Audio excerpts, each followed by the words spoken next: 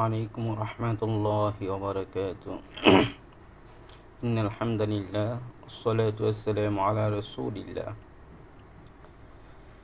আমরা যারা পরীক্ষা শেষ করে ফেলেছি মাদ্রাসা থেকে হাদিস প্রভাষক, আরবি প্রভাষক, তাফসির এবং ফিকহ বিষয়ে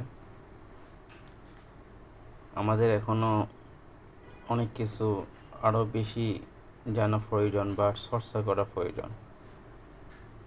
আমরা যদি বসে থাকি তাহলে তো চর্চা থেকে আমরা বিরত রয়ে গেলাম। পরবর্তীতে আমাদের স্টেপ বাই স্টেপ আমরা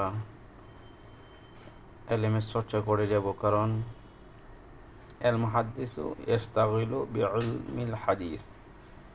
মুহাদ্দিস হচ্ছে তিনি যার সংজ্ঞা বলা হয় যিনি এলএম চর্চা, হাদিস চর্চা নিজেকে সবসময় নিয়োজিত রাখেন।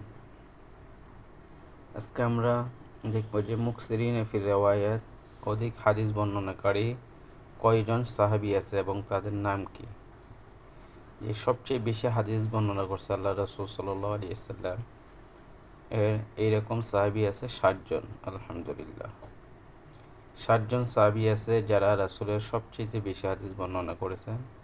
তার মধ্যে প্রথম যিনি হচ্ছেন, সর্বপ্রথম তিনি হচ্ছেন আবু হুরায়রা আব্দুর রহমান ইবনে সাখর।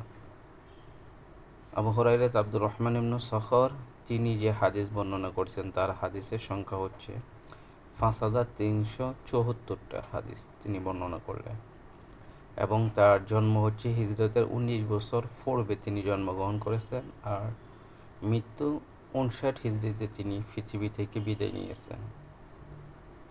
এরপরে আমরা দ্বিতীয়ত আমরা আব্দুল্লাহ ইবনে ওমর ইবনে আল খাত্তাব রাদিয়াল্লাহু তাআলা আনহু,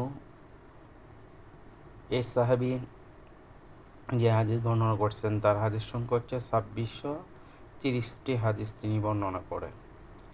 তার জন্ম হচ্ছে হিজরতে 10 বছর পূর্বে তিনি জন্মগ্রহণ করেছেন, এবং তার মৃত্যু হচ্ছে 73 হিজরিতে।